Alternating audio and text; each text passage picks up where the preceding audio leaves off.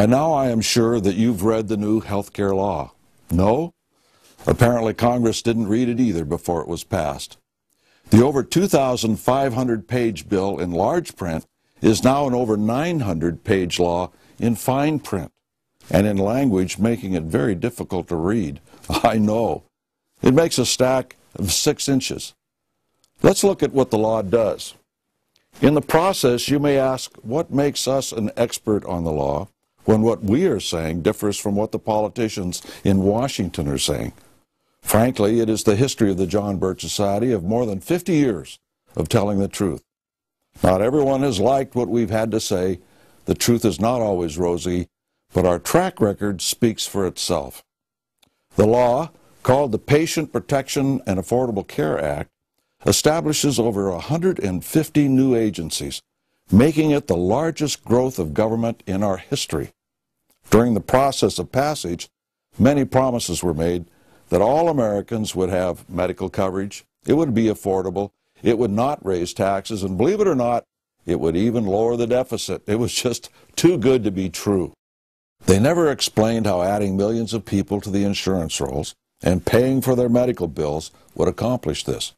They never explained how building a huge new bureaucracy with working groups, advisory councils, wellness councils, and programs mandated for the first time in our history would not add to the tax burden. Promises. But then, when it comes to government, their track record of keeping promises is poor. Social Security is an example. We were told it would be voluntary. No longer. We were told that the maximum amount that we would be taxed would be 1%. Today it is over 15%, counting both the employee and employer taxes. We were told that the taxes we paid in would go into a trust fund, not spent as the general fund. Not since the 1960s. There is no trust fund other than a paper entry. We were told that there would never be any income tax on benefits. No longer. We could go down a litany of such programs. Aside from the promises, Social Security is broke. Medicare, broke. Fannie Mae, broke. Freddie Mac, broke. The war on poverty is a 40-year failure using billions of dollars per year. The Department of Energy, a failure, and so on. The government does not have a track record of making things work efficiently for the benefit of the American people. If past history is any indication, the increase in our taxes over the next few years will be very substantial. However, we need not worry. We are told that government has fixed health care and that it will be different this time. Everyone agrees that Obamacare is patterned after Romneycare in Massachusetts. Romneycare has set Massachusetts on the path to bankruptcy. Liberty and free enterprise built this country. Now we are told that only government can fix things. There is no smoking gun in this law. A smoking gun tells you where the shot was fired. This law is an enabling act, a loaded gun ready to fire, and you are the target. The impetus to pass government health care legislation is not new. It has been a process in work for several decades. As part of this process, certain politicians have blamed everyone but government for the problem of rising medical costs. The insurance companies, the medical facilities, the doctors, even the patients, the aged, for example. On the other hand, the solution offered has been government programs. As we have seen, government programs do not work as promised. In the case of medical costs, it is actually the government that is the primary reason costs have gone up. Here's how it works. Prior to passing the current law, the government controlled and subsidized nearly 70% of the entire health care sector, from federally mandated and regulated HMOs to Medicare and Medicaid, from the Department of Veteran Affairs to the Indian Health Service, and dozens of government institutes such as the National Institutes of Health, the Cancer Institute, the Heart Institute, and on and on. While invisible from the view of the average citizen, government regulation and oversight already permeates the entire system of medical care, from the insurance companies to employee benefits, from medical equipment and supply companies to hospitals, clinics, and medical personnel. It is the cumulative effect of costs, not only to comply with government regulation, it is the costs at all levels where medical facilities and professionals have to employ the services of people simply to read all the regulations as they change, implement them, and then fill out the paperwork. Not to mention the taxes on the medical profession. Then the government increases our taxes to hire people to read the medical reports. Are you still with me? Government at both federal and state levels regulate the insurance companies as to coverage and cost. They also stifle competition between insurance companies by limiting the number of providers that can do business in a state. Competition always drives down prices. The lack of competition drives prices up. In the case of laws such as the Medical Improvements for Patients and Providers Act of 2008, Medicare supplement insurance is standardized. One size fits all, completely eliminating competition. The new health care law does this in spades and mandates regulating insurance coverage, business, employee benefits, and medical facilities. It also will regulate state insurance commissions. In the beginning, insurance companies will be subsidized. This is why they didn't object too much to the new law. However, in the end, it will mean total government-controlled medical insurance. One of the major reasons that health care costs have gone up is the passage of laws stipulating that all who go to an emergency center must be taken care of regardless of their ability to pay. This has been taken advantage of by everyone from the indigent to the illegal alien. In fact, it has been the illegal aliens using such facilities that bankrupted hundreds of hospitals in the last decade, since hospitals could not pass on all the loss to paying patients. The problem was so acute in California, it threatened to close all the hospitals in the state. Go online and search out hospital bankruptcies. You will find 68 pages listing articles online about hospital bankruptcies. Instead of rescinding the laws, the government started to subsidize the problem by giving grants to hospitals to keep them open. And for all of us, taxes as well as costs continued to rise. And we have just given you an overview of the government's involvement that has driven healthcare costs up. This involvement has made an increasing portion of our medical professionals more and more an auxiliary of the federal government. The new law will complete the process. For businessmen, the law will be particularly onerous. In addition to fines for noncompliance, such as providing insurance for employees, the law also includes stress reduction programs for the workplace. OSHA started out as a law to ensure safety on the job. Only the authority, the structure, and the penalties were passed into law. The devil is in the details of the regulations set up by OSHA after the law went into effect. And these regulations change constantly. Anyone who owns their own business will be able to relate to that statement. It is the same with the health care law, except that the number of new agencies goes well beyond a single entity such as OSHA. We could get rid of one and still have over 150 new agencies to deal with. Incidentally, these agencies are so interwoven with cross purposes that if one is eliminated, several more will still exist to continue the program for which the first one was eliminated. Now, the so-called Affordable Care Act. This applies to you. You, Mr. and Mrs. America. You. I want you to hear part of this. And really what caused my interest in this is my buddy Hugh Hewitt. I want you to listen to this. 26 U.S.C. Section 5000A. Requirement to maintain minimum essential care, E5. This is AE5A. You're required to comply with this. An applicable individual, this is the law, shall for each month beginning after 2013 ensure that the individual and any dependent of the individual who's an applicable individual is covered under the minimum essential coverage for such month. Now we go to 5000A, B1.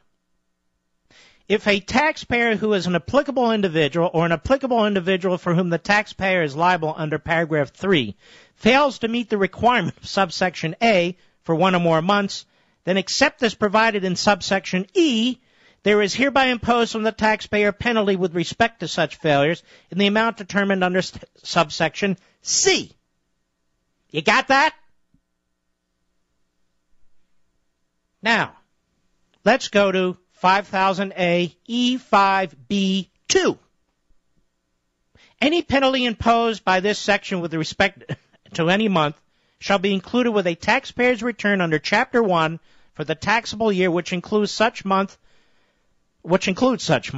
3. If an individual with respect to whom a penalty is imposed by this section for any month, A, is a dependent as defined in Section 152 of another taxpayer for the other taxpayer's taxable year, including such month, such other taxpayer shall be liable for such penalty, or B, files a joint return for the taxable year, including such month, such individual and spouse of such individual shall be jointly liable for such penalty. You got it? Obamacare. This is the same jerk. That's right, I said it. The same jerk saying, I've ensured that the credit card companies and the student loan companies and the insurance companies have to get rid of the fine print. You'll go blind reading this statute. I'm not done. 5000A E5C1. The amount of the penalty imposed by this section on any taxpayer for any taxable year with respect to the failures described in subsection B1 shall be equal to the lesser of A, the sum of the monthly penalty amounts determined under paragraph 2 for months in the taxable year during which one or more such failures occurred, or B, an amount equal to the national average premium for qualified health plans which have a bronze level of coverage, provide coverage for the applicable family size involved, and are offered through exchanges for plan years beginning in the calendar year with or within which the taxable year ends. You got it? You got it? 2. For purposes of paragraph 1A, the monthly penalty amount with respect to any taxpayer for any month during which any failure described in subsection B1 occurred is an amount equal to 1/12 of the greater of the following amounts. A, flat dollar amount. That is an amount equal to lesser of I, the sum of the applicable dollar amounts for all individuals with respect to whom such failure occurred during such month, or double I, 300% of the applicable dollar amount determined without regard to paragraph 3C for the calendar year with or within which the taxable year ends. Ladies and gentlemen, I've got 15 pages of this. You damn well better understand it. They're talking about you. How about B of the same section, an amount equal to the following percentage of the excess of the taxpayer's household income for the taxable year over the amount of gross income specified in section 6012A1 with respect to the taxpayer for the taxable year I, 1% for taxable years beginning in 2014, double I, 2% for taxable years beginning in 2015, triple I, 2.5% for taxable years beginning after 2015, and of course, the 2.5% will go to 5%, 8%, 10%, whatever the hell they want. Number 3. Mark, this is monotonous. Mark is telling you what you have to live with right now under existing laws. Let the others talk about silver linings. This is a dark cloud. Applicable dollar amount. Some of you do your taxes on your own. That's going to end real fast. This is the biggest change in the tax code in 50 years, other than the Reagan streamlining of the tax code. But putting that aside, this is the biggest change in the tax code in 50 years. 3A, in general, except as provided in subparagraphs B and C, the applicable dollar amount is $695. Phase in the applicable dollar amount is $95 for 2014, $325 for 2015. Now, why do you think those amounts are so low, ladies and gentlemen? Because we're suckers. It sucks you in. Oh, it's only $95? only $325, only $695. Then they slip a little language in another act, another law, another appropriations bill. Wait a minute, I got to pay $1,500. Wait, $2,800. Wait, what's going on here? Section D, indexing the amount. In the case of any calendar year beginning after 2016, the applicable dollar amount should be equal to $695, increased by an amount equal to I, $695 multiplied by I, the cost of living adjustment determined under Section 1F3 for the calendar year, determined by substituting calendar year 2015 for calendar year 1992 in paragraph B thereof. If the amount of any increase under Clause I is not a multiple of 50, that is $50, such increase shall be rounded to the next lowest multiple of $50. Whew! Thank goodness for that. Terms relating to income and families. For the purpose of this section, A, family size. The family size involved with respect to any taxpayer shall be equal to the number of individuals for whom the taxpayer is allowed a deduction under Section 151 relating to allowance of deduction for personal exemptions for the taxable year. B, household income. The term household income means, and it goes on and on and on and on. I'm just turning the pages. It just is. We address TRICARE and Medicare and Medicaid, the CHIP program. I mean, I tell you to take a look at it, but you won't understand it. I don't understand it. But I understand this. Here's the bottom line. Almost every day now, in the British newspapers, the Daily Mail, quote, my 17 hours of hell at a hospital where a patient died of thirst. The Telegraph, hospitals letting patients die to save money. Go to the Drudge Report.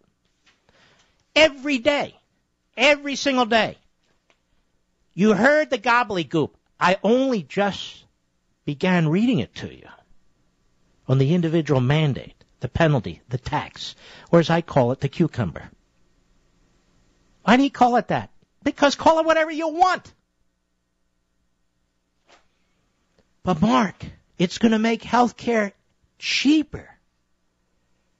Can you imagine 2,700 pages of that, plus just so far, 13,000 pages of regulations, administered by the Internal Revenue Service, under threat of penalty?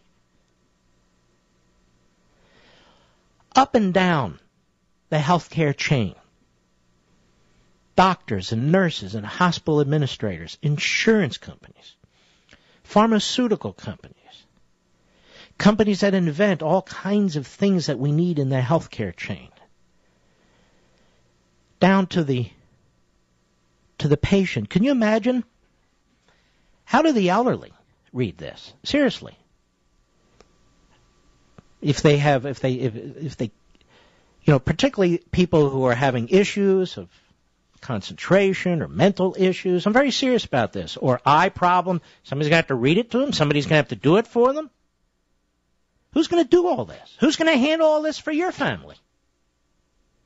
Whoa, well, look what we're doing. We're giving you this. You're giving us what? I can't even read it. Oh, go to subsection E, double I, section F, U. Oh, man, are we in for it. Oh, man, are we in for it. This country won't be recognizable in 18 to 24 months. You think you've got red tape now? You don't know what red tape is. You don't know what it's like to have no appeal rights. You don't know what it's like when the government has all kinds of computer data on you.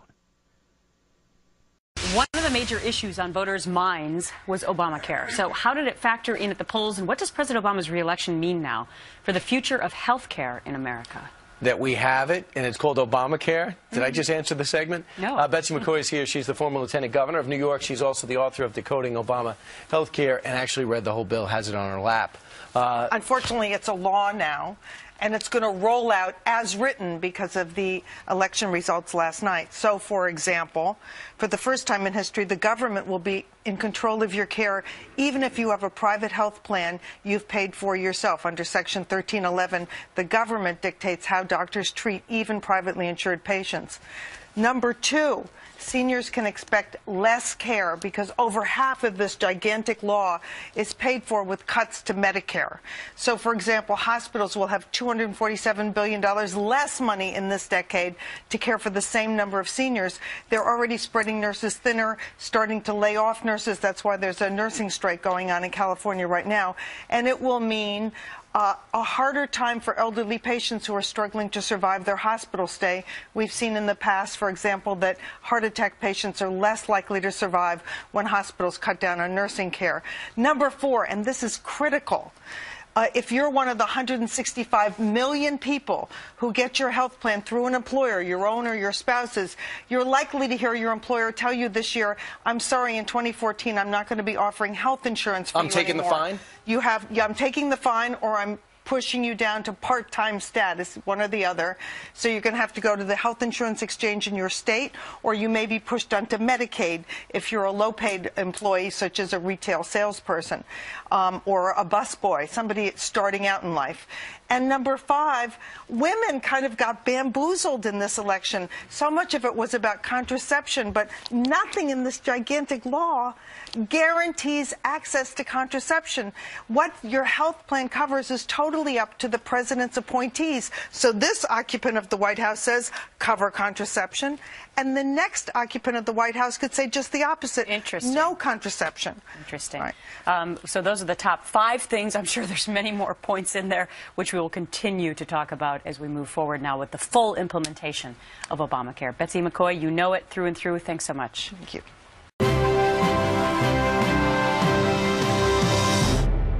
Joining us now is Nick Tate. He is the author of the brand new book, The Obamacare Survival Guide, The Affordable Care Act and What It Means for You and Your Health Care. The book is the first comprehensive but easy to understand roadmap of the 2,700-page law. And since its publication, the book has hit number 21 among all books on Amazon and ranked number 1 in a number of categories. And Nick, it's so good to have you with us today. Thanks, Kathleen. Good to be with you. Well, every American, Nick, is affected by Obamacare. Just talk to us about why you decided to write this book and what message you hope to get across.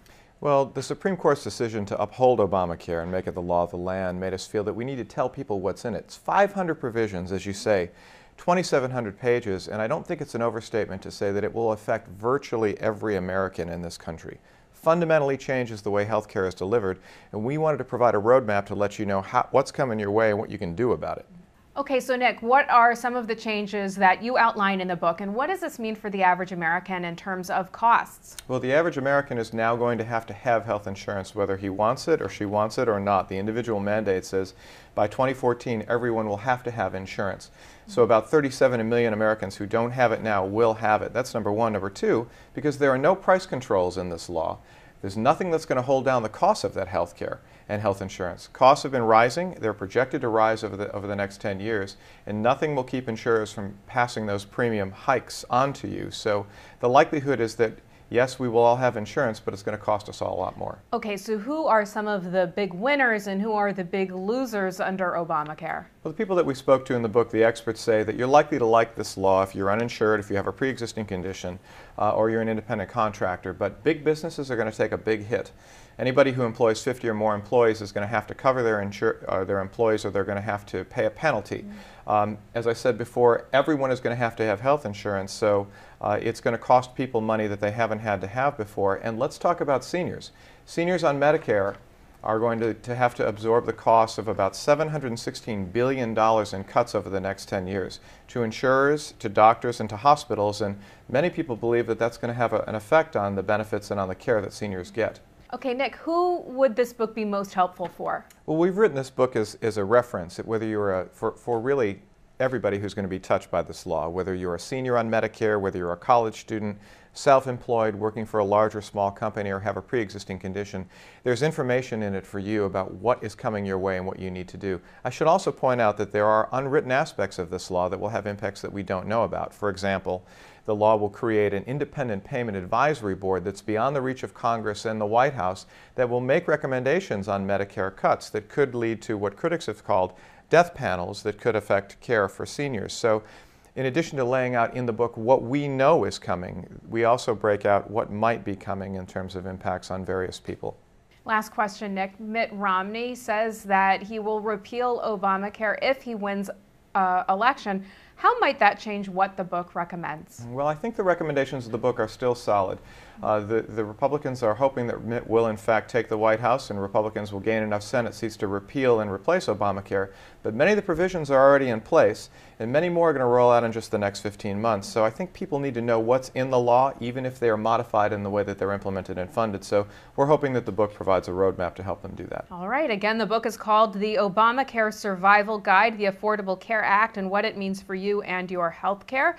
The book is available on Amazon and also in the Newsmax store. Nick Tate, thanks so much for being with us today. Thank you. And thank you for watching Newsmax TV.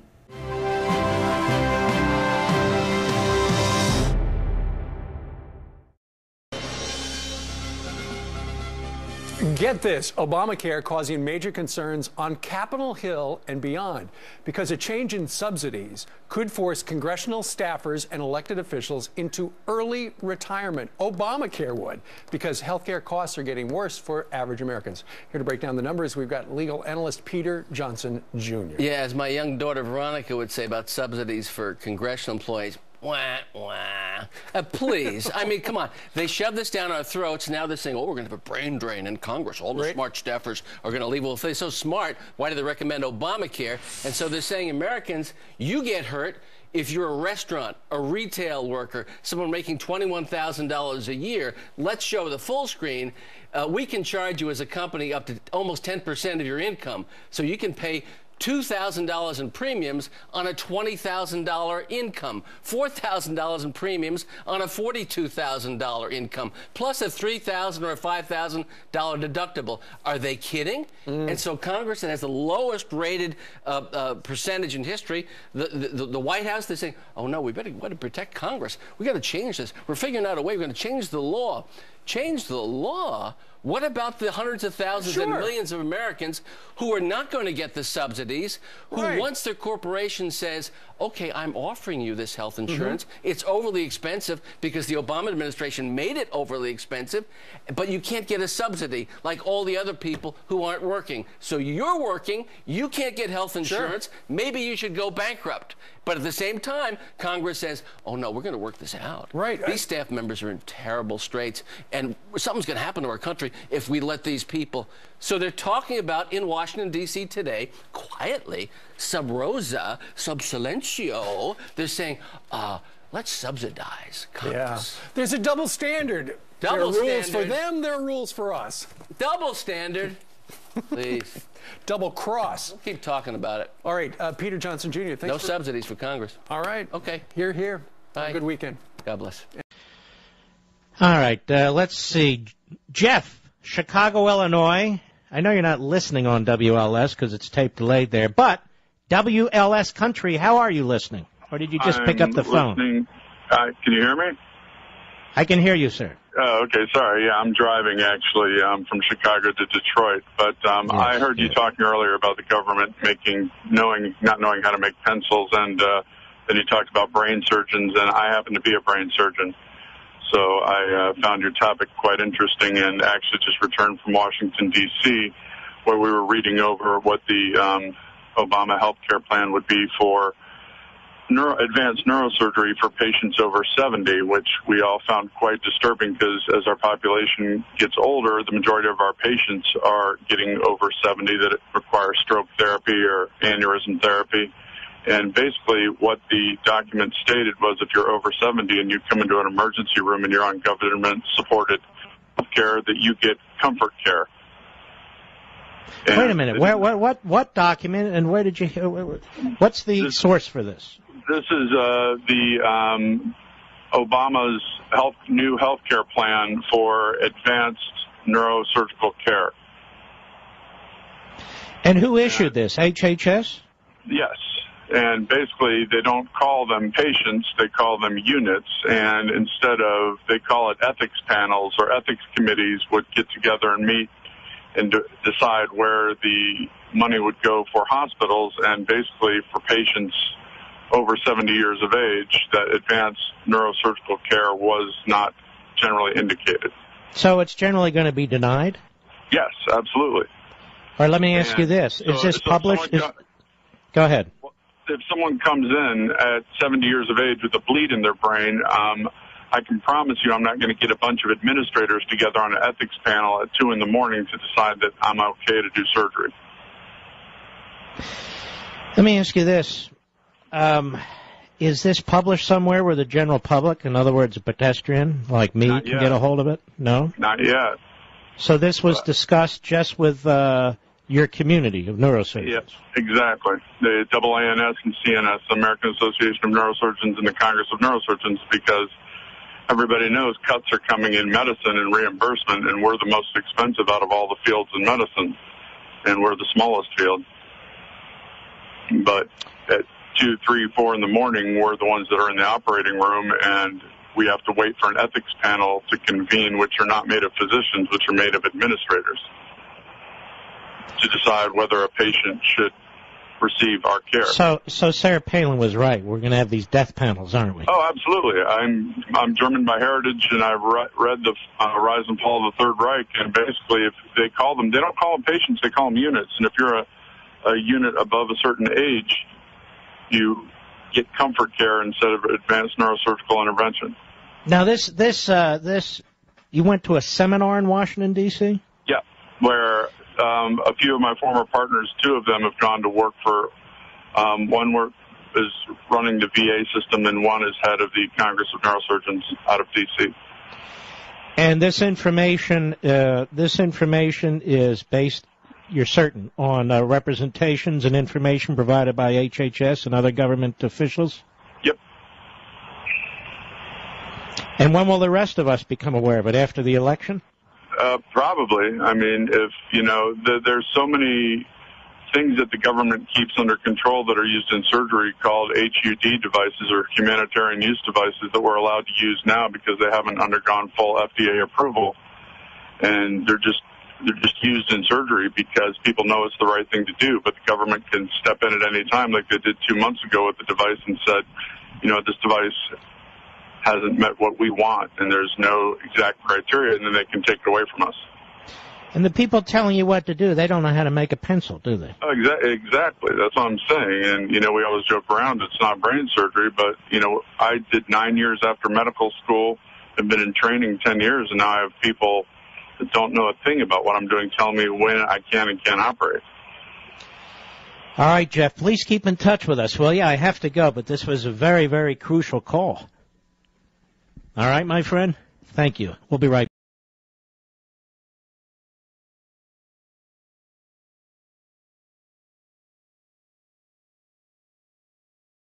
I will actually give you a speech made up entirely, almost at the spur of the moment, of what a candidate for president would say if that candidate did not care about becoming president. In other words, this is what the truth is, and a candidate will never say, but what candidates should say if we were in a kind of democracy where citizens were honored in terms of their practice of citizenship, and they were educated in terms of what the issues were, and they could separate myth from reality, in terms of what candidates would tell them. Thank you so much for coming this afternoon. I'm so glad to see you, and I would like to be president. Let me tell you a few things on health care. Look, we have the only health care system in the world that is designed to avoid sick people. And that's true, and what I'm going to do is I am going to try to reorganize it to be more amenable to treating sick people, but that means you, particularly you young people, particularly you young healthy people, you're going to have to pay more. Thank you. And by the way, we are going to have to, if you're very old, We're not going to give you all that technology and all those drugs for the last couple of years of your life to keep you maybe going for another couple of months. It's too expensive, so we're going to let you die. I'm going to use the bargaining leverage of the federal government in terms of Medicare, Medicaid. We already have a lot of bargain leverage to force drug companies and insurance companies and medical suppliers to reduce their costs. But that means less innovation, and that means less new products and less new drugs on the market, which means you are probably not going to live that much longer than your parents. Thank you. Senator from Texas.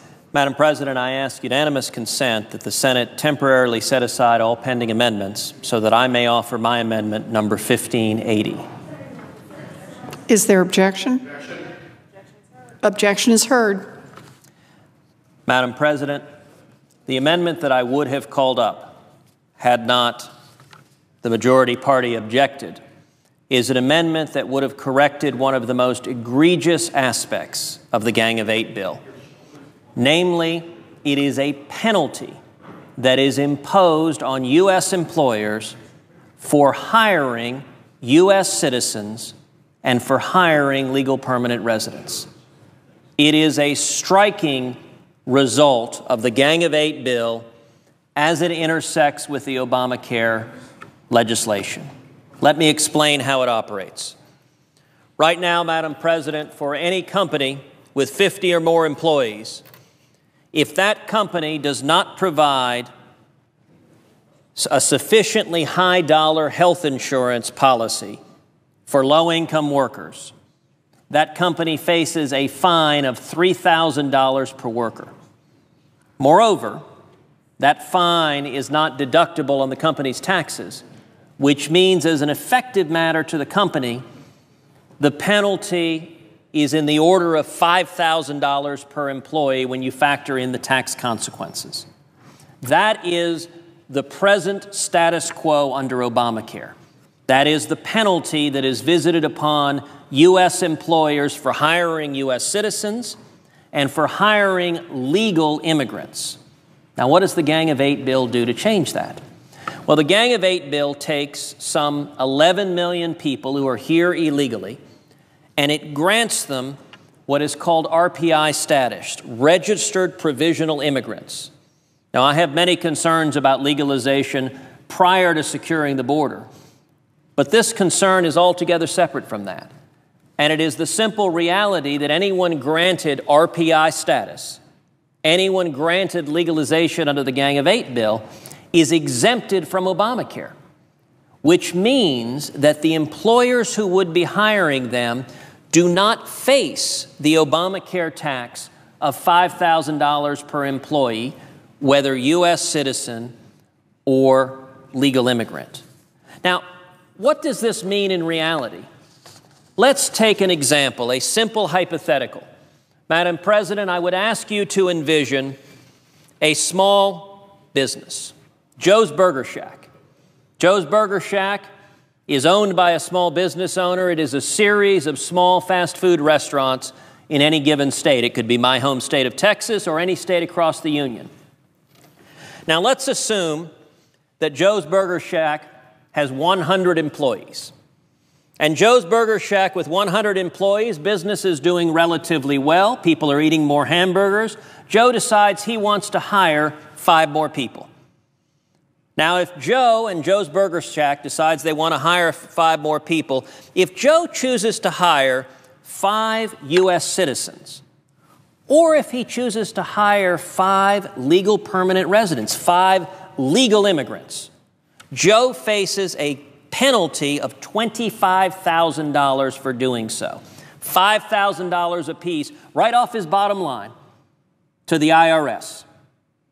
In contrast, if Joe decides instead to hire 5 RPIs who came here illegally, among those 11 million who are here illegally but granted RPI legalization under the Gang of Eight bill, Joe pays a penalty of $0.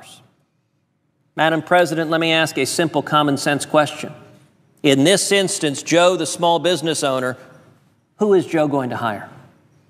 This bill creates an enormous incentive to hire those here illegally, and at the same time, it does it by creating a statutory penalty for hiring United States citizens and for hiring legal immigrants. Madam President, that makes no sense. Let me give a second example.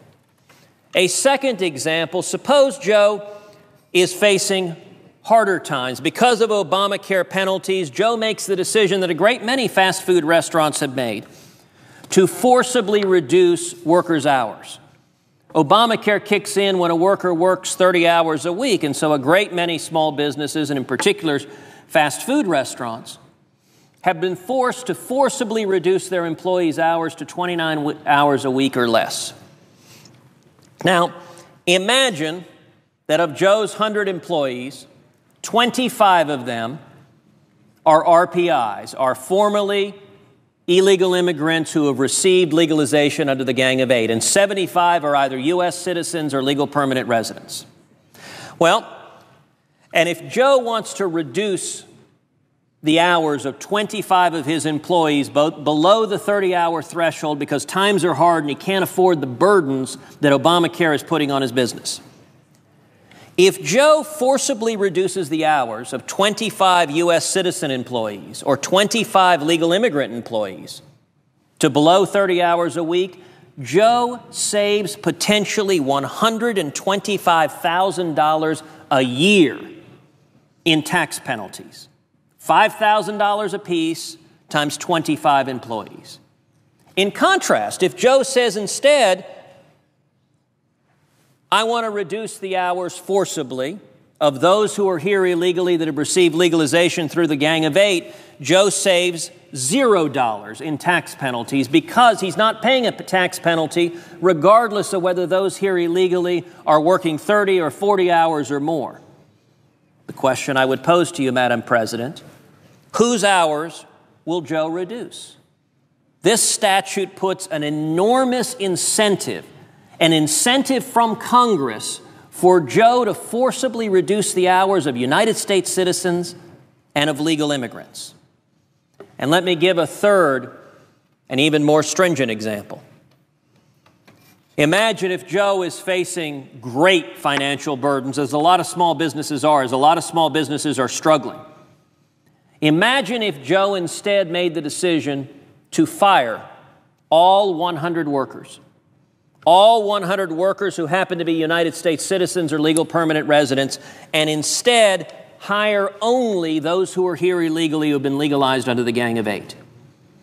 The consequence, simply doing the math at $5,000 an employee, means that Joe could save $500,000 a year in tax penalties. Now, actually, the way Obamacare works, it's a complicated formula where there's an alternative avenue where Joe could well be paying $2,000 per employee minus 30, which would get down, when you factor in the tax savings, to about $200,000. But any way you measure it under Obamacare's complicated tax penalty formula, Joe could potentially save hundreds of thousands of dollars by firing his U.S. citizen employees or his legal resident employees, and instead hiring those who are here illegally. Madam President, that doesn't make any sense. Madam President, that's not an incentive that anyone rationally would set up, and that is what this Gang of Eight bill does. You know, to share how real this incentive is, this penalty for hiring U.S. citizens and legal permanent residents, I'd like to read a letter from one of my constituents. Mr. Alan Tharp, who is chairman and CEO of Old England's Lion and Rose Restaurant, Ltd. in San Antonio. He wrote a letter that reads as follows. My name is Alan Tharp, and since 1985, I have been the sole owner and CEO of Alan Tharp, LLC, as well as the Lion and Rose restaurant chain, and a partner in the Golden Chick restaurants. Our corporate restaurants provide well over 1,000 jobs to fellow Texans, and our franchise restaurants provide many more. I've been following the current debate over immigration reform very closely, and want you to be aware that this bill, coupled with the new Obamacare legislation, makes it much more affordable for a business like mine to employ registered provisional immigrants than American workers. I do not believe that was the intention of either legislation, but it is the irrefutable effect of both. Obamacare, as documented in numerous news stories, already creates an incentive for businesses to cut hours in order to avoid triggering the 50 full-time employee threshold that requires businesses to pay a fine if they do not provide government-improved health insurance. Because of this law, I have been forced to cut back every single hourly employee in each of my companies to no more than 28 hours a week. Cutting schedules from 40 to 28 hours per week has caused some hardship on many employees. However, our choice is to either provide part-time work or no work at all, because our business cannot afford to comply with the severe consequences that would be imposed on us under this law if we continue to provide full-time employment to all these employees. If the current immigration bill before the Senate, however, is made law, a business could hire registered provisional immigrants instead of U.S. citizens and avoid triggering Obamacare regulations and fines. Hiring RPIs over American workers from a purely economic point of view would be the best thing for my business. I personally do not believe this is the right thing to do, but surely some of my competitors would. Obamacare and the immigration bill is forcing employers to make extremely difficult choices. I don't want to be in the position of choosing to grow my business or choosing to pay my fellow Americans. I want to do both. Obamacare and the immigration bill will prevent me from doing so. Madam President, this is a real CEO facing the real incentives of running a business under Obamacare and looking at what would happen if this Gang of Eight bill passed into law. Now, what are the potential counterarguments to this concern? Well, in the way of Washington, we don't actually have to predict, because the proponents of this bill have followed a long tried and true path in Washington. Namely, they have gone to an ostensibly neutral reporter at a mainstream publication and urged them to, quote, fact-check the claim that the Gang of Eight bill with Obamacare would put a penalty on hiring U.S. citizens and legal immigrants. And the fact-check, the reporter compliantly gave the answers, the responses that are given by the Gang of Eight. But I would suggest, Madam President, that those responses are on their face singularly unpersuasive. The first response that the Washington Post fact-checker put up was a claim that, quote, Cruz is really creating a mountain out of a molehill because, quote, the impact on employers is almost too minuscule to be noticed. That's a quote from our friends at the Washington Post in their so-called fact check. And the basis of this is they said, well, gosh, there are a lot of companies that don't have 50 employees. The number of companies with more than 50 employees is really, really small. Or as they put it, almost too minuscule to be noticed. Madam President, I'm going to suggest the claim that companies with more than 50 employees comprise a share of the economy that is minuscule is facially absurd. Indeed, if you look at the data, 71% of all U.S. employees work in a business with more than 50 employees. So according to the Washington Post, it is an objective fact that the employers for 71% of U.S. employees are, quote, almost too minuscule to be noticed.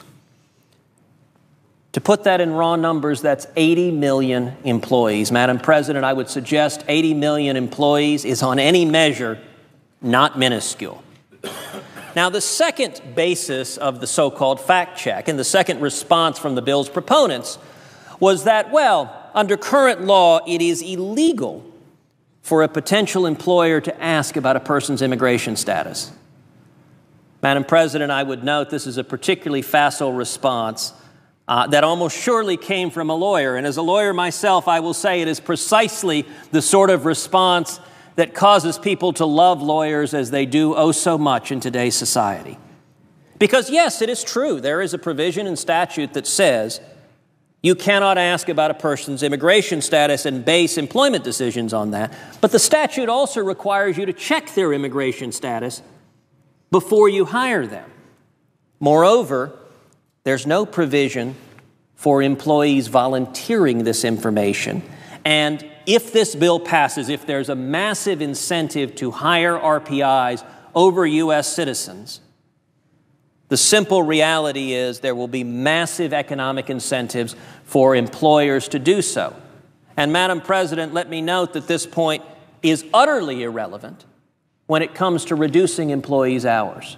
Because even if you engage in the Alice in Wonderland world where employers don't know if an individual is an RPI or a U.S. citizen, once they're hired as a matter of legal requirement, they do know that.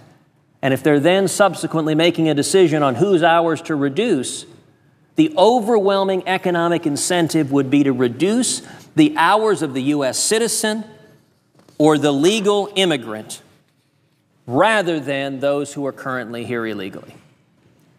Now, Madam President, I want to ask you, this penalty on hiring U.S. citizens and on legal immigrants, who is this going to hurt the most?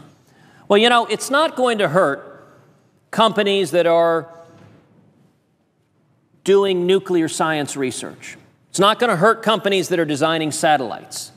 It is going to hurt the workers who are working in the sorts of jobs where they face competition from those who are here illegal. It is going to face workers, for example, in the fast food industry. It is going to hurt workers who are working in landscaping and construction. Who is it going to hurt the most? If you look right now, today under the Obama economy, who is being hurt the most by the Obama economy? Those who are most vulnerable among us. Hispanics today have a 9.1% unemployment rate. Hispanic U.S. citizens, Hispanic legal immigrants will be directly harmed by this outcome. African Americans have a 13.5% unemployment rate. Right now, under the Obama economy, it's gone up under President Obama. African American workers will be hurt by this statutory penalty on hiring U.S. citizens and legal immigrants. And teenagers face an unemployment rate of 24.5%. And teenagers in particular, if you look at jobs, for example, in the fast food industry, they are so often the first or second job a young teenager gets as he or she begins to climb the economic ladder. And if Congress passes a bill that puts a major economic penalty on hiring a U.S. citizen or legal permanent resident, he or she may never get that job. Mr. President, I'd like to read a letter from another constituent who is president of Painless Performance, a high-end car parts manufacturer in Fort Worth, Texas. The letter read as follows. My name is Adrian Murray. I'm an immigrant. My parents moved to America from Ireland 55 years ago to seek opportunity and a better life. At the time, new immigrants had to have a sponsor and proof of future employment. I still have the letters written to the INS on their behalf. My parents later became naturalized citizens and raised me to respect America, her customs, and her laws. That was back in the day when being an American citizen was prized. To stand before a judge with hand raised, pledging allegiance and fidelity to America was the dream of millions around the world. We devalue American citizenship by making it a cheap tool for political gain. My parents taught me to respect America's exceptionalism and therefore honor the institutions of this nation. Because of their example, I have built a successful business with 52 employees. Many of those in my plant are legal immigrants from Vietnam. They too came here the right way and endured much hardship to earn their citizen status. What am I to tell them? That their sacrifice was meaningless? That they should have just snuck in? That their citizenship has no value? That the joke is on them? While I would never exercise the option of replacing them with cheaper, Obamacare-exempted workers, would they not be justified in questioning the motives and validity of a government which would even consider giving an employer that option? What has this nation come to? It is getting harder and harder to recognize America, a nation which once proudly held fast to the virtues of liberty and freedom is now seriously contemplating a law which amounts to nothing more than thinly disguised human trafficking. Once the world's greatest deliberative body, the Senate is set to vote this bill into law without bothering even to read it. This cannot be, this must not stand. You know, it's not too late, Mr. President. At the outset of my remarks, I asked unanimous consent to call up my amendment to fix this problem, and the Democrats in this body objected. My amendment would address this problem by providing that Obamacare shall be defunded until there are no longer any registered provisional immigrants in line. That is the one way to correct this problem, to correct the statutory penalty on U.S. citizens and legal immigrants if this bill were to pass. But as you've just seen, the majority party has chosen to object to bringing up that amendment. And indeed, so far, we have not had an open debate on amendments on this bill. And I would note that a number of the proponents of this bill claimed they were going to fix this. Here are a few of the comments sponsors of this bill have made concerning the amnesty tax loophole. From my friend, the senior senator from Arizona, Senator John McCain, quote, "I think that is an issue, and I think it needs to be addressed." Also from Senator McCain, "We cannot give people who are not citizens the same benefits. That is the fundamental principle. We are trying to work around it so that an American citizen is competitive for a job." A quote from a senior Democratic aide, "We are willing to work through these issues as the bill works its way through the Senate." Well, Mr. President, I'm sorry to tell you that those promises have not materialized. We haven't worked through these issues. And you know, I cannot help but think with an issue like this of the very real impacts it has in so many families. And at least in my family, that impact would not have been hypothetical. 55 years ago, my father came from Cuba as a legal immigrant. He was 18, he couldn't speak English, and when he arrived in Austin, Texas, penniless, he took a job like so many other immigrants before him, washing dishes, making 50 cents an hour. And I will say the food services industry has provided such an opening portal for millions of Americans and for millions of immigrants from throughout the world. And yet, if the Gang of Eight bill had been law in 1957 along with Obamacare, my father, who couldn't speak English, who was very glad to make 50 cents an hour so he could take that money and pay his way through the University of Texas and go on to get a higher paying job and start a business and work towards the American dream, my father very well might have been fired because of the Gang of Eight bill, because the impact of this legislation would have been to cost his employer $5,000 for hiring him, a legal immigrant. And I have to tell you, my father's skills at age 18, I wouldn't characterize him as a high-skilled dishwasher. He told me he got that job because he couldn't speak English, and you didn't have to speak English to wash dishes. You had to be able to take a dish and stick it under the hot water. This incentive would have put a massive incentive for his employer to say, "Raphael, I'm sorry, you're out of a job, because we're going to hire someone that didn't follow the rules, didn't come here legally, came here illegally because Congress penalizes us $5,000 for hiring you, but it puts zero penalty on hiring that individual who's here illegally." Mr. President, I cannot think of a more irrational, a more indefensible system than a statutory penalty for hiring U.S. citizens or legal immigrants. If this bill passes, a number of things will ineluctably happen.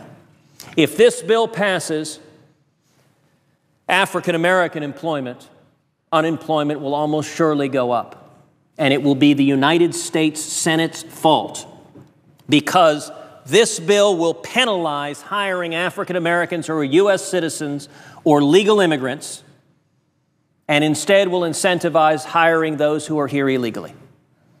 If this bill passes, Hispanic unemployment will almost surely go up, because this bill penalizes hiring Hispanics who are U.S. citizens or Hispanics who are legal immigrants who followed the rules. If this bill passes, youth unemployment will almost certainly go up, because it is young people in particular who are just beginning the journey up the economic ladder who will be most impacted by Congress deciding to put a $5,000 penalty on hiring that U.S. citizen, hiring that legal immigrant, and instead give a preference for hiring those here illegally. Mr. President, if this bill passes, union households' unemployment will very likely go up, because it is working-class households that are facing the most direct competition, and if that happens, it will be the fault of the United States Senate. And, Mr. President, if this bill passes, unemployment among legal immigrants will almost certainly go up.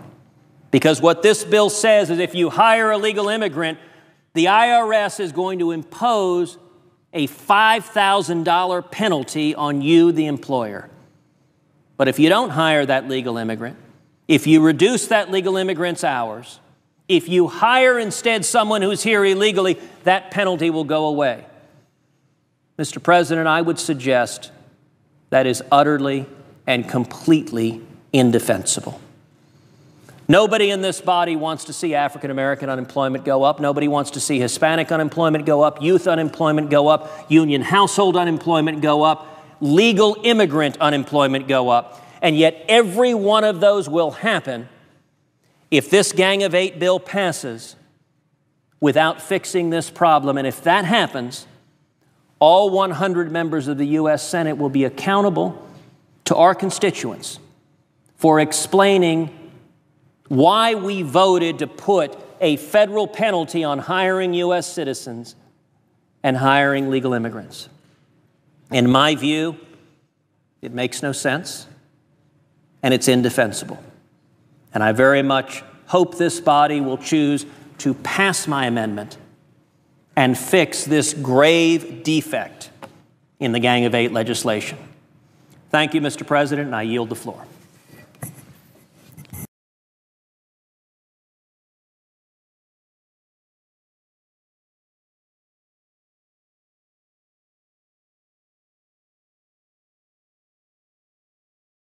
Well, anyway, this talk is about Obamacare. It's the law of the land. We've got it. We're stuck with it at least until, well, probably through Mr. Obama's third term,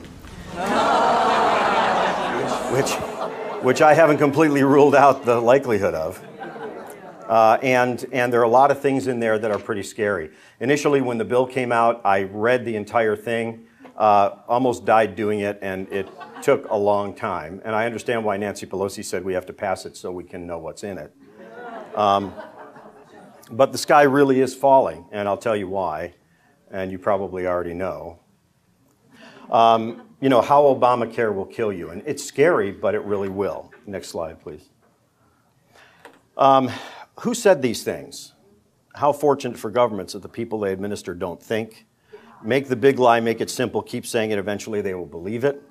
By the skillful and sustained use of propaganda, one can make people see even heaven as hell, or an extremely wretched life as paradise. Well, we've been built. Those were quotes by Adolf Hitler, and I'm often, you know, accused of saying that Mr. Obama and current administration, it's hyperbole. They're like Nazis. I'm not saying that he goes and kills a group of people, but the way of governing is eerily similar. Go ahead. What about the AMA? It receives $100 million per year from government-mandated functions. They do publications. The government provides the lion's share of their revenue. The AMA is not your friend. It's not the friend of doctors. Only about 16% of doctors now belong to the AMA. It's just, so when the AMA says something, you got to start worrying about it when they agree with it. Next. Problems with U.S. healthcare. We all know what the problems with U.S. healthcare are. I mean, it's prohibitively expensive, and people believe, a lot of people believe that it's the free market that caused that. It's not the free market that caused that. It's government intervention that caused that. We haven't had free market medical care in this country since 1965. When insurances started in the United States, the first down in Baylor, the government couldn't wait to get involved. You used to be able to buy hospitalization insurance for an entire month for 5 cents when Baylor first started their hospitalization program. After the government got involved, it went up significantly. People expect that benefits will always exceed their costs. Yeah, you know, it really can't. Imagine if your house caught fire, it was worth $300,000, you demanded the insurance company pay $1 million for it. It's just not realistic. People seem to think, and we all are guilty of that, but people seem to think that in all cases benefits will outstrip the amount of money they've put into it. That's not realistic. That's not how insurance runs. So we have to be more realistic to some extent. We reap what we sow. Medicare covers Warren Buffett with your tax dollars. That's how stupid Medicare is. Now, I'm not saying that you should all be thrown off Medicare. Medicare is necessary right now because of government-caused inflation of medical care costs. Now you need Medicare, you can't afford it. But if Medicare never existed, you'd be able to afford your medical costs just fine. Next. Ways in which Obamacare will kill you. Increasing the cost of medical care, which it's going to do beyond all ability to look at right now. I mean, you won't believe what's going to happen. Medical care costs and insurance costs went up nearly 40% last year. Prior to Obamacare coming, at least the penalties of Obamacare and the taxes, medical care costs were going up 7 to 9% per year. We couldn't stand that, so we had to make it 40%. Rationing care, forcing your doctor or hospital not to treat you, reducing the likelihood that a serious illness would be diagnosed in time to treat it effectively, limiting care for certain groups. I had to redo this whole thing because I couldn't find my other presentation, so it shouldn't say people groups, but anyway. The elderly, assigning value to your life based upon your age, what you will be able to contribute to society, the way that they look at it, and also whenever you get a medical problem. Delivering poorer care, delaying care, and promoting the use of abortion. Next. Why is medical care in the United States so expensive? We're going to hit that. It's this. I'm going to make sure that Oregon Right to Life has the entire presentation, so all of you will be able to get it, and then you can look through this in more detail. But I mean, if you look at it, government makes everything complicated. If you want to look up an article that I wrote called The Government-Funded $10 Tomato, you'll very easily understand, and I'm sure most of you are, since you're here, you're very intelligent, so you understand that anyway, how government causes an increase in the cost of medical care. Technology doesn't cause an increase in medical care. 30 years ago, 20 years ago, if you came in with belly pain, it couldn't be diagnosed, what did they do? Exploratory surgery. What's cheaper, a CT scan or exploratory surgery? Come on, people are just, they blame technology and they shouldn't. The proper use of technology lowers the cost of medical care. Cost of complying with government regulations. I have to be covered for pregnancy and delivery. It ain't going to happen. So why should I have to pay for my insurance for pregnancy and delivery? It's idiotic, really. Frivolous lawsuits, not saying that a doctor who screws up and a patient suffers shouldn't be sued. Not saying that at all. But the frivolous lawsuits make up over 60% of lawsuits. Lawsuits that where people, you know, there was no other outcome possible, or there were multiple outcomes and the doctor really isn't at fault. What happens is, the lawyers would have you believe that the frivolous lawsuits really cause almost no effect on medical care costs. They're right. $5 billion a year, you know, when you've got a $16 trillion deficit, that's nothing. But the cost of trying to avoid lawsuits approaches $400 billion a year. So it's those unseen costs in the fear of being sued that cost $400 billion a year. Incidentally, enough to cover all of the uninsured with decent insurance without government involvement. Very interesting. And doctor salaries. I want to draw your attention to an article in the Toronto Star, and you can look it up, where it said that in Ontario where there's socialized medicine, primary care physicians were being paid as much as $700,000 a year. It is not the case that socialized medicine reduces the amount that's paid to doctors. It reduces the amount of effective care that's given. Doctors are paid less in some cases because they work only part-time.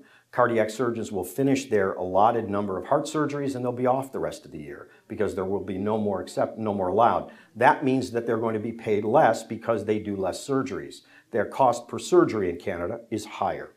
So $700,000 a year, I was ready to move to Ontario. Next. Costs will skyrocket under Obamacare, making care less available to all of you. It's really true. People don't raise costs, the government does. Healthcare, mortgages, and education, all the three things that the government's been most intimately involved in. What are the three things in this country that are more of a mess? In 1964, 1 year at a four-year university on average cost $1,400 a year. What did we get after that? Government aid. And by 1974, that cost was $6,000 a year. So the person wanted to go to college in 1964, they could pay $1,400 a year. By the time 1973 or 1974 rolled around, they were getting government aid and they still had to pay, what, $1,400 a year was left over. The government didn't do anything but raise costs and lower standards. Drug costs are but one example, and people are not told this. I've never seen this on the news. I've never seen this talked about in debates in the national media. Just one example, colchicine, vancomycin, which is an antibiotic, colchicine, which is used for gout. Colchicine has been used for gout since before there was hair. I mean, it's been there forever. It was about $10 a month for colchicine. The government decided, the FDA is a malignant group. The FDA decided that it had to, people can die from colchicine. So never mind the fact that in Florida, you are 3 times more likely to die of a lightning strike than taking colchicine. But they didn't investigate lightning. So what happened was colchicine, $10 a month, the government decided it was going to force, and next slide, please. That explains what happened, don't have time to go into it. After government got involved, colchicine is now $400 a month. People who were taking colchicine for gout on limited income, horrible. Vancomycin will go the next one. Antibiotic necessary for vancomycin for methicillin-resistant Staph aureus. We give it intravenously. It was approved by the FDA in 1970-something. Vancomycin orally is used for a colitis called Clostridium difficile colitis. It's fatal if not treated, okay? Oral vancomycin, the FDA decided we approved IV vancomycin, but we need to reapprove oral vancomycin. Oral vancomycin cost about $50 for a course. It is now over $2,000 for a course of medication. You want to know where the drug costs are, look at the FDA. Next. Oh, go back, I'm sorry. Yeah, vancomycin is your friend. So what I do, I prescribe the injection and tell people to swallow it. It's not even absorbed in the GI tract. It stays in the GI tract. So they go and squirt it in their mouths. All right, next. It works. It works. Obamacare was supposed to address the problems in medical care. It makes every single one of them worse. Even with Obamacare, greater than 20 million will be uninsured. The problem is insured doesn't mean getting care. It can't say that insured means getting care. So just because you have a card doesn't mean that you're going to get cared for. And that's the problem. So the number of people not getting care, called the effectively uninsured, is considered by at least the Heritage Foundation, and I know they're a conservative group, will increase. Previously it was about 3.7% of the population who could not get care because we have EMTALA laws, et cetera. And the Canadian effectively uninsured was 3.4%. So nearly similar, even though they've got a card. Penalties for patients are less than insurance, so many will do so, as they did in Massachusetts, simply pay the penalty and not pay for the insurance. Penalty for the employers is less than providing insurance. Reimbursements will not cover costs. Doctors will stop participating in Medicare and Medicaid. Average wait for a primary care physician is 50 days in Massachusetts. It's about 15 to 20 days elsewhere in the country on average. Massachusetts, look at Massachusetts and what happened with Massachusetts with Romney Care. So I just really wish we had a better candidate last time. But anyway, I think you'll see. Next. Cost of Obamacare. Nearly 50% of the newly insured will be on government programs. We will be subsidizing the unreimbursed care of the people exempt from the penalty. And there are people exempt from the penalty, it's kind of iffy why they are. Obamacare will allow people who are uninsured to obtain insurance once sick, thereby not paying for it previously. Imagine, you go to Geico, the Geico Gecko guy, everybody's seen him, and you say, hey, listen, my house caught fire yesterday. I want to buy insurance to cover the fire. How many people think you're going to get insurance? Well, this is it. Your house caught fire, get the insurance, pay for it for a couple of months. get cured, and stop paying. So who's going to absorb the cost of that? You and I. Next. Obamacare will allow people, we already talked about that, insurance companies have to absorb this and you have to absorb this. It happened in Massachusetts. All 4 insurance companies went deeply into the red. What? They didn't make a profit? No, they went deeply into the red and they still are. They were able to recoup their losses because other states did not have Romney Care. But when every state has Obamacare, where the insurance, the goal of this is to get rid of insurance for medicine and get everything to be federally run. Expansion of Medicare to Medicaid, bronze, silver, and gold and platinum. The wonderful plans under Obamacare are going to cost you $15,000 to $19,000 per year. Now, let's look at that. And how is a guy who is like homeless going to spend they're still going to have to spend that for the most part unless they're on Medicaid. HSA, $3,000 deductible at $11,000 per year. So the most you'd have to pay is $14,000, and if you put that $11,000, the money into your account, at the end of the year, if you don't use it, you get to what? Keep it. But HSAs are not included in Obamacare, and especially not under the new Oregon wonderful stuff. Massachusetts Care under Romney Care, $2,007, $133 million, 2010, $880 million for Commonwealth Care. Medicare was supposed to cost $9 billion by 1990. It cost $70 billion. Does the government ever get it right? Next. Great plan for the poor. We went through that. Most young families will simply do better paying cash. If you're a young person, you don't have many things wrong with you, you have to go to the doc, negotiate, pay $100. You got to get an x-ray, negotiate, pay $50. Why would you pay $19,000 a year for insurance? Most young families would do better paying cash. This is about control, not health care. Next. We cannot afford it. Unlimited coverage with no stopgap. Now that initially sounds pretty good, as we talked about, but it simply doesn't work. It's not realistic. Usually insurance companies have a $2 million or $3 million limit. And I'm not saying that people's, I'm here a pro-life thing, right? I'm not saying people's lives aren't worth much more than that. But the bottom line, insurance is insurance. You can't have unlimited insurance.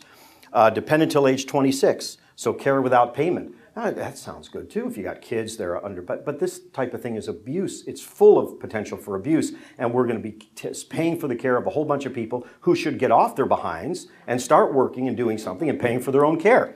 Obamacare, we went that 48% pay no income tax. Who do you think is going to be paying for this? Next. Now, we talked about, what I'm going through here is the ways in which it kills you. One of the ways in which it kills you is raise prices so that you can't afford it, and that's why we're going through all of this. How did Obamacare hide all these costs? The Class Act. How underhanded. People are going to pay for long-term care, which the government was going to guarantee. Now, luckily, that got struck down. $75 per day for long-term care. That won't pay for a toenail clipper in most places. And yet they were going to, and so people were going to pay into it for all these years, and the initial cost of Obamacare, because that money was going to be applied, was going to seem like it was less. Once that got struck down, that horrible thing got struck down, it went from $940 billion to $1.5 trillion over 10 years. Huge difference. Go up, no, down, or whatever. Next one. Hiding costs, ration care, and we'll get back to that more. Push costs onto states, disaster. Can Oregon afford it? Well, Kitzhaber thinks it can. Reduce reimbursement, not costs. Sustainable growth rate, increase taxes. Adjustment of sustainable growth rate. So we'll see between hospitals and doctors a 30% decrease in payments over the next 2 years. Now, I want to make something clear. I am all for doctors making less money. I think a lot of us, maybe even me, are overpaid. Do it through the free market. Let there be competition. If Dr. Smith over there is offering a rectal exam at half the price, go to him. And the bottom line is prices will drop. We don't need television care to make sure television prices drop. I think if we had competition in the United States, prices would drop like a rock. All right? Making a majority of people pay for care they will never use. And that's really important, especially what Oregon's doing, which is just a travesty. You have to pay for approved plans, which pay for everything from, earwax pickers to stupid other stuff, and air conditioners, by the way. Everything's inflated. The cost of everything is inflated. You should be able to go and say, I just want a catastrophic medical plan. I want to pay $300 a month, and I want to pay if I have a heart attack. No, we're very sorry. We have to take care of your earwax. All right, next. Increasing taxes. So this goes through horrible increase in taxes, including increase in capital gains tax, increase in everything. Okay, so I won't go through because I got to hurry because I'm in trouble if I go over. So go ahead up. Obamacare exchanges will blast the states. Again, must be government or nonprofit. Of course, profit is horrible. Qualified plans only, mandates. Pregnancy, I'm covered, so don't worry about me. Reproductive care for men, as we already talked about. Let's see, I don't remember what HAS is, so because I did this. People can get into the exchange rather than the employer. That's really important. People can get into the exchange, can get their care through the exchange rather than get it through their employer. But if they do, the employer is still fined. Isn't that nice?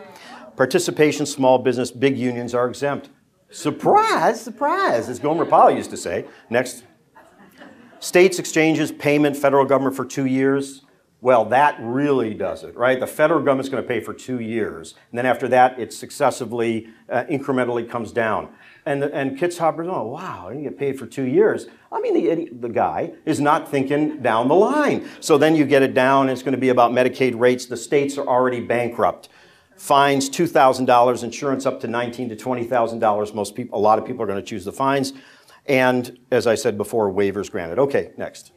The real cost of Obamacare. Now, we need to look at the real cost because that's what's going to affect you in you trying to get medical care, and that's why it's going to kill you. When the total cost is taken into consideration, it'll cost $3 trillion more than claimed. At least. I'll make sure you all get some. Add the cost due to reduction in employment because of the fact that the employers don't want to burden themselves with all of this and drain on the economy, and we don't even know where it's going to go. Mr. Obama doesn't care about that. Once he's gone after his 4th term, he doesn't care. Next. Governor Kitzhaber or King Kitzhaber? Healthy Oregon Act. It's the unhealthy Oregon Act. It is the stupidest thing to ever come down the pike. Does anybody know why Governor Kitzhaber ran for governor the last time? He didn't destroy the state during his first 2 terms. He had a goal, okay? Oregon Health Fund Board, big salaries. Oregon Health Fund Board, these people they're being paid $200,000 a year. I want a job there to make all the decisions for the state. Coordinated care organizations, it all sounds really good. Oh, wow, we're going to have coordinated care. Well, what happens is they're trying to consolidate everything into districts and have complete government control on everything. And they're going to try to control everything, including education and other social services through the coordinated care. Pay attention to what's going on in Salem. It's scary. Everything will be under his control. Kitzhaber's going to run again. Of course, he said, I'm only going to run for 1 more term. Air conditioners are a part of the plan, as are a whole bunch of other things. Next. Let's get real. Okay, a lot of us have kind of expected a lot of stuff from the government. Every time you get a motorized scooter, and they go, yeah, you've seen this on television. I never expected to never have to pay anything for my motorized scooter.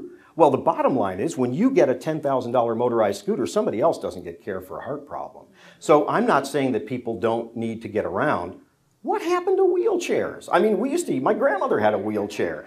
We have had Medicare spending money in areas it shouldn't to get votes. That's the only reason. We've been lulled into this, and even those of us with good intentions, caring about people, the elderly, the preborn, are getting lulled into this and taking benefits that we shouldn't take. Nobody's saying you shouldn't be treated for illness, but very few people need a motorized wheelchair. They can zoom along the Grand Canyon.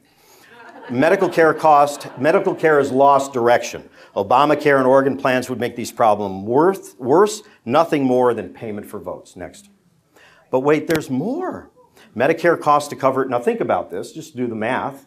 48 million people, about $600 billion last year, with increases to $932 billion by 2020. That's an estimate, if you look at the growth, of $7 trillion over 10 years at the present rate of growth. Is it reasonable to expect that a health care plan that will directly cover 40 million people and affect everyone will cost only $900 billion over that time? I mean, does he think we're all stupid? Yes, he does. I don't even want to discuss Medicaid, but I'll show you a graph later. Additionally, it will add tens to hundreds of thousands of government jobs. You got to have people, I can't remember what they're called, facilitators or doodadders or whatever, who are going to have to get you through that. 30,000 of them in Oregon. I think it's 30,000 of them in Oregon. Yeah, more PERS. Yeah, we need that. When the costs related to regulation job loss, we already talked about that. Next. Medical costs over time. Now, if we look at the real numbers, okay, that's the graph of medical costs over time. There are times in the past, like when what? The HMO Act of 1973, Medicare, when things have gone up. But really, it hasn't been as bad as people think. Now, that doesn't mean we shouldn't fix it, but it hasn't been. Let's look at the next one. There's the graph of Medicaid costs over time. Next one. And I don't know what happened to my Medicare one, but anyway, it's the same. It always, government graphs, I mean, you know, costs for government things always look the same. They're like that, like ski slopes in reverse.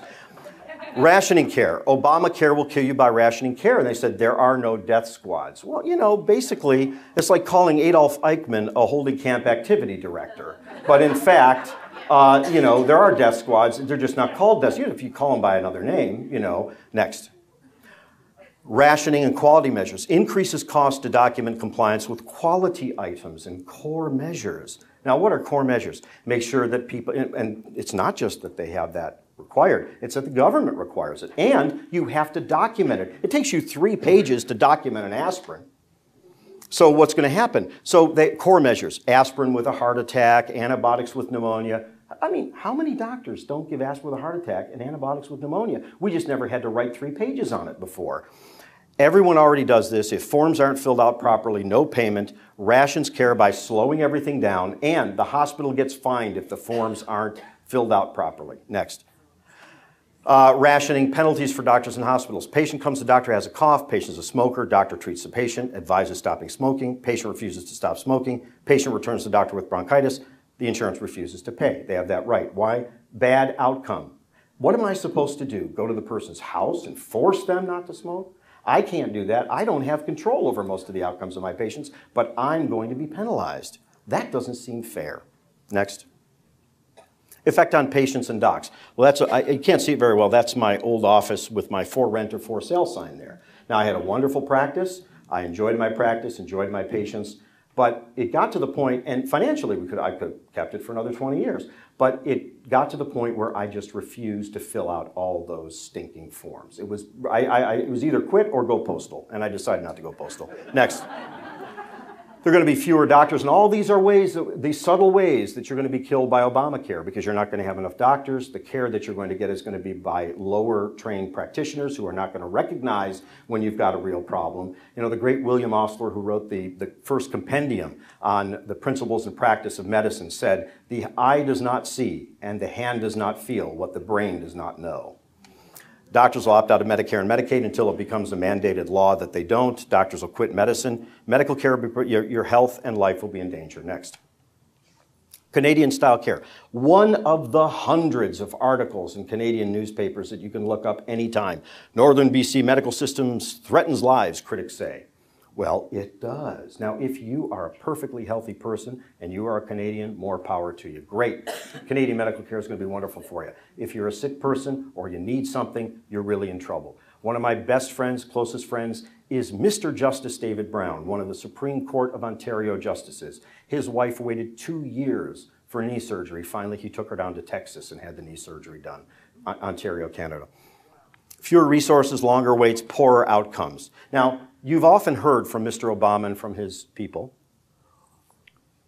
how the United States has the most expensive health care in the world, and we have the lowest life expectancy rates.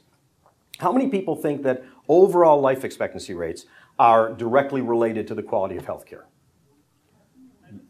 They're not. They're not at all. And the WHO was always a champion of this. But then when they did some new statistics back in 2000, they said, oops. And you know that from 2000 onward, the WHO has not compared healthcare systems country to country. They said it was impossible. Even the liberal WHO got out of that business. Next. Life expectancy statistics are skewed. The US has a bit lower life expectancy than Canada.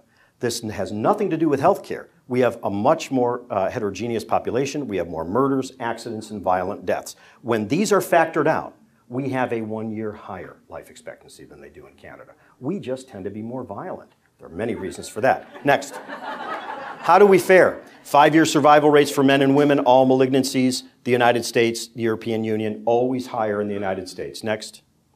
Again, same thing. Next. Breast cancer survival, bowel cancer survival, heart attack, I don't think the United States is in there, but the United States is always the top. Next.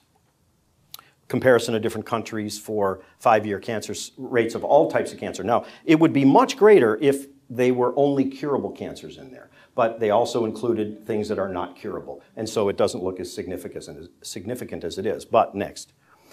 What the British think. Die in Britain, survive in the US. James Bartholomew, a well-known author in Britain who wrote an article in The Spectator. I urge you to all look it up. Next. Rationing on steroids. Medicare cuts almost $600 billion, yet are your premiums going down? No, they're going up. Where is that $600 billion going to go? It's going to go to other people. So where are you? U.S. Preventive Services Task Force is going to look at comparative effectiveness, sets price on the value of each year of life, individually, based upon how much you are going to contribute to society in the future. Sound kind of like what happened in Nazi Germany? Depends upon many factors. If the treatment exceeds the value of your life by some mathematical algorithm, you can be refused treatment. Now, if that's not a death squad, but that sounds pretty bad to me. Next. Affects all providers, more rationing. Affects everyone. Accountable care organizations, ties reimbursements to quality measures. They're not my quality measures that I decide are quality. They're quality measures the government decides it can easily measure and therefore easily restrict payment if they're not met. Independent Payment Advisory Board, appointed by the President, confirmed by the Senate, power to make law without legislation. So we've seen that before with Medicare, and that is really scary. Next. Rationing on steroids. U.S. preventive non-physician, the President, and HHS will develop quality measures, guidelines, and outcome criteria for all doctors and hospitals for every condition. Why don't some of you grab a medical textbook? I mean, that's going to cost more paper than trees we have in all of Oregon, okay? Government will be in complete control. Next. Effects. Single payment to hospitals and large groups to include doctors, much more power to large hospital corporations. The left is always saying, we don't want big corporations because big corporations are mean and nasty and horrible. Build your own Boeing 747, I say. But what they're going to do is create larger and larger healthcare corporations that are going to be responsible to no one but the government. If you look back in U.S. history, it hasn't been capitalism that causes these conglomerations of huge companies. It's been government involvement in certain protectionism that causes these huge companies. Capitalism, by its very design, causes a larger number of smaller companies. It's the government that produced all of this. Doctors would depend on hospitals to disperse payments. So I'd go in to see a patient, and the hospital would decide whether to pay me. Government access to medical records. You will simply not have any privacy. You are not going to have any privacy. Don't be fooled. No illusion of privacy. Idiotic quality measures, individual doctors will have no say. Private practice will end. I don't think in the next 5 years you're going to see any physician in private practice. Next. What's the result of this going to be? Everybody's going to get a flu shot. Even if you're 19 years old, totally healthy. I mean, yes, some people die from the flu. It's pretty rare that a young, healthy person dies from the flu. But everybody will get a flu shot. But you won't get mammograms, you won't get prostate cancer screening, and you will not get cardiac intervention to the extent that it's gotten today. So many more cancers will be diagnosed late, then the gross adjusted value of your life will not warrant treatment. Costs for everything will skyrocket, as mentioned before, and with your gross adjusted value of your life, what are we going to do? Next. Abortion. Well, we're already seeing it. Even though abortions have gone down from the 1970s, I will guarantee there's going to be an uptick because Obamacare and the people associated with it are going to be in charge of educating you about your rights. Reduced conscience protection for doctors, we're already seeing that. Loss of religious liberty for persons and institutions. Doctors are already not allowed to suggest alternatives to abortion. I mean, I probably could have been sent to, I'm saying this and you can call the gun, I could probably have been sent to jail 100 or 200 times during my practice. One of the things that got me to quit my practice is that if a woman comes in and says they want an abortion, I don't have a right to offer alternatives. Now, I always did, and I always did something else that's illegal, refused to refer them for an abortion. That is illegal. So, anyway, well, and Bill Toffler and I used to joke that it's okay to go to prison as long as we're in the same cell, because I don't want to be anybody's girlfriend. These measures are always just the beginning. Anybody who thinks that what's in the Obamacare bill or a law is that's what it is, has got to be deluding themselves. The exemptions are up to the HHS Secretary Sebelius. So it's not even in the law. I mean, she can decide to exempt anybody. And who's she exempting? Well, you know who she's exempting. As doctors are no longer in control, so your doctor will have no say. More support for Planned Parenthood. That's what we need, don't we? More support. So abortion will increase. I will promise you that in the 5 years after the implementation of Obamacare, abortions will increase. I guarantee it. If I'm wrong, I hope to God I'm wrong, but it will. Next. More bad news. Some states passed tort reform with resultant decrease in costs of medical care. Obamacare nullifies the state law that was changed to decrease the tort expenses. Now, tort reform had no effect in any of the states that passed it on the amount that was paid to you for economic damages. That wasn't that. It was the $50 million that you would get because the doctor's an idiot. Well, I could get along on $5 million. There was no reason for that, and those were the things that are reduced. That goes away under Obamacare immediately. In those states that passed tort reform, you're going to see a rise in costs. Allows no limit, however, on lawyers' fees. Now, because those poor lawyers.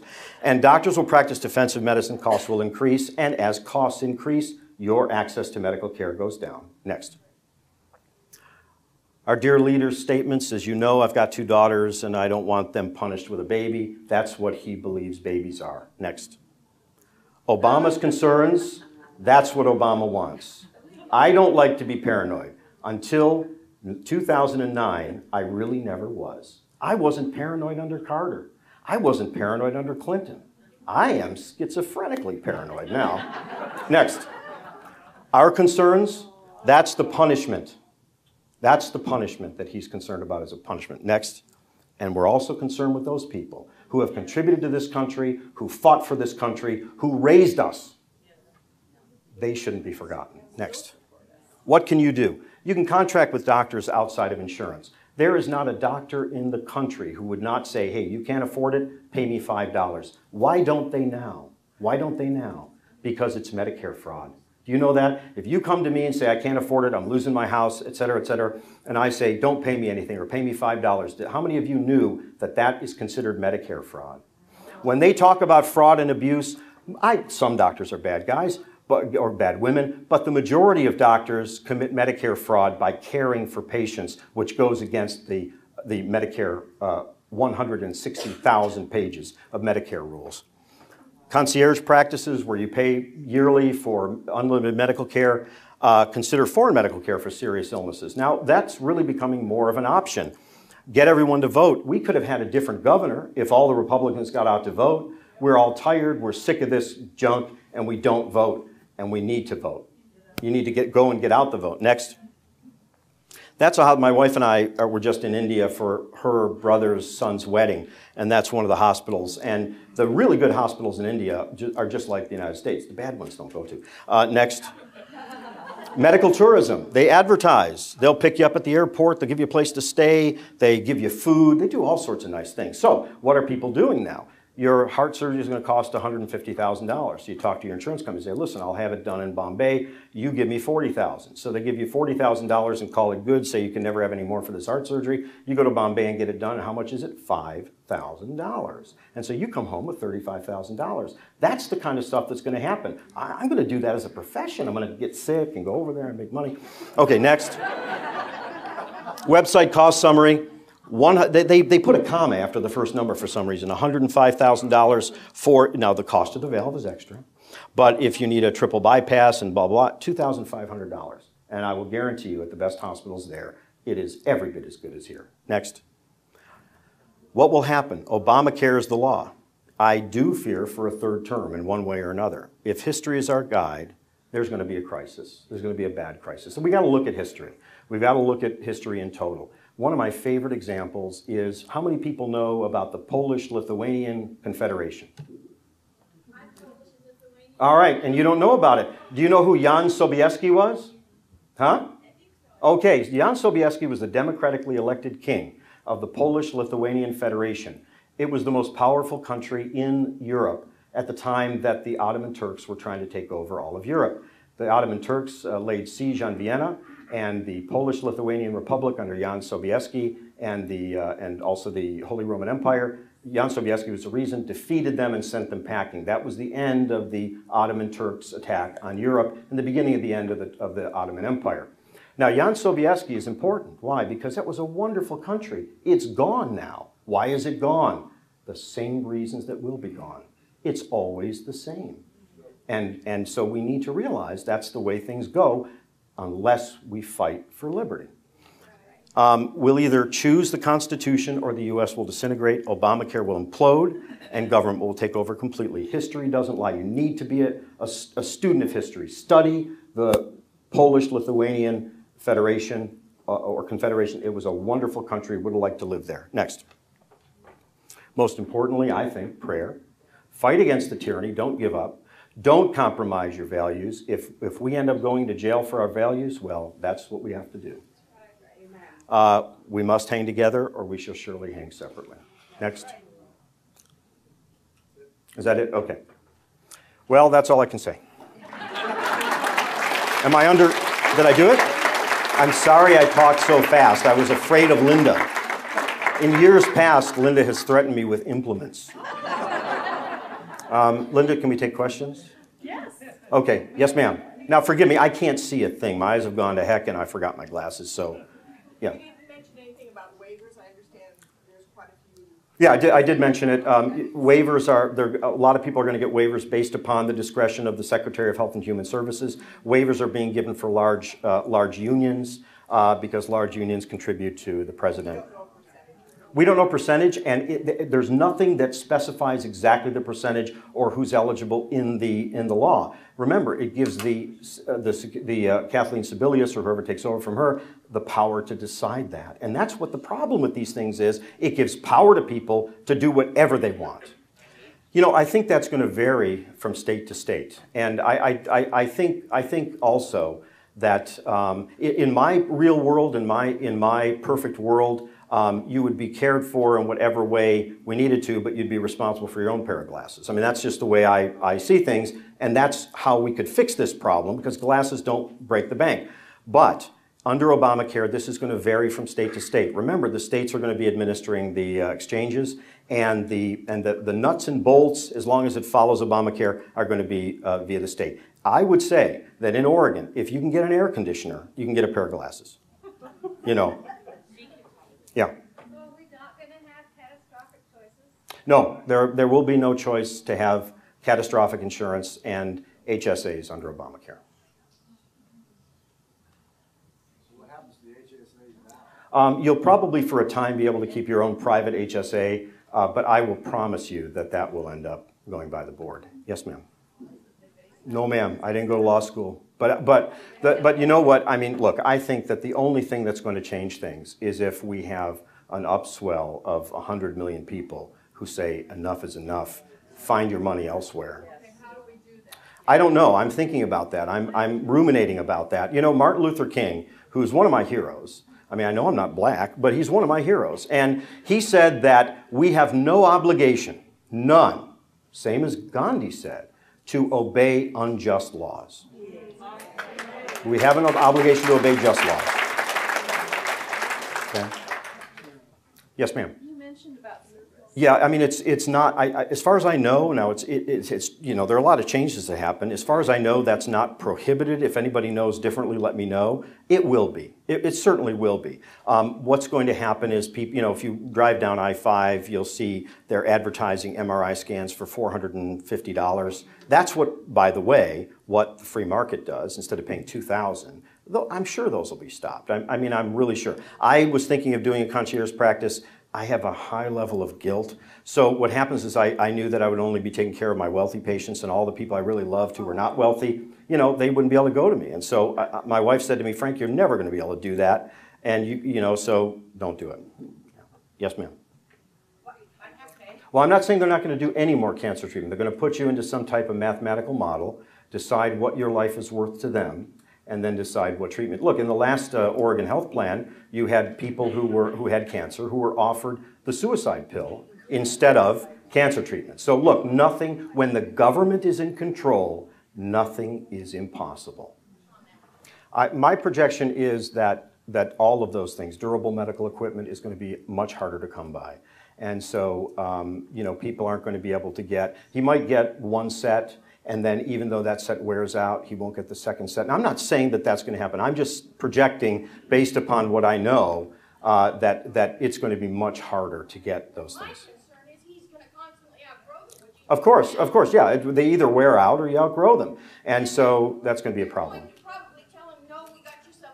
I would say that that's going to happen, yes. I mean, I'm not guaranteeing that's going to happen. I'm not trying to scare people out of proportion to but look, you've got to look at history. What has happened in history? What happened in Tennessee Care? What happened under Romney Care? I mean, we can't just go at it blindly. We have to look at what happened in those things. Durable medical equipment was cut down by 50% within 2 years.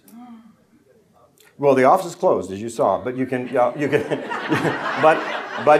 you they can get a hold of me through Oregon Right to Life, okay? And you can send me an email. It's, okay? Dr. Right. Rosenblum, that's your last question. Thank you. Sorry, no more questions. Thank you.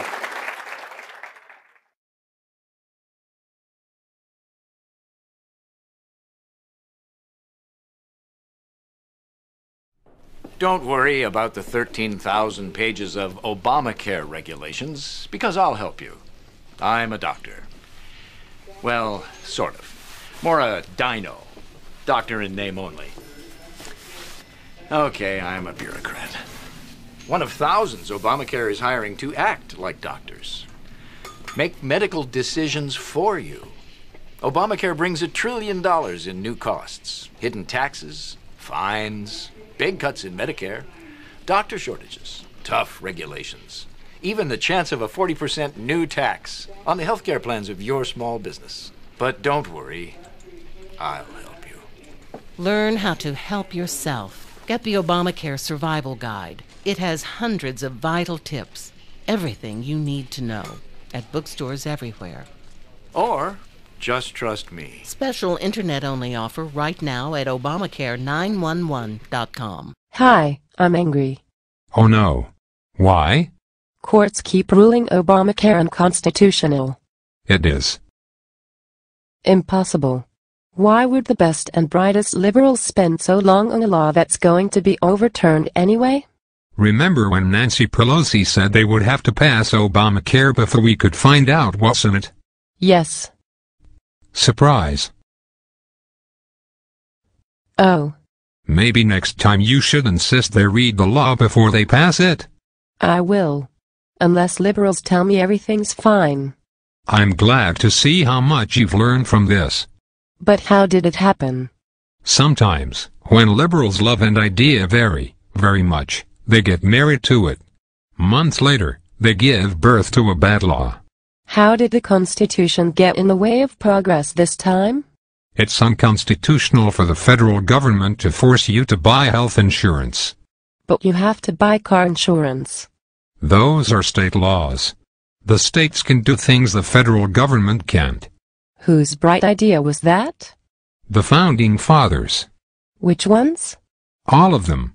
On the bright side, you can pass health care reform on the state level. That way, states can try different ideas to see which ones work. Once you have a system that works well, other states will copy it. That will take too long.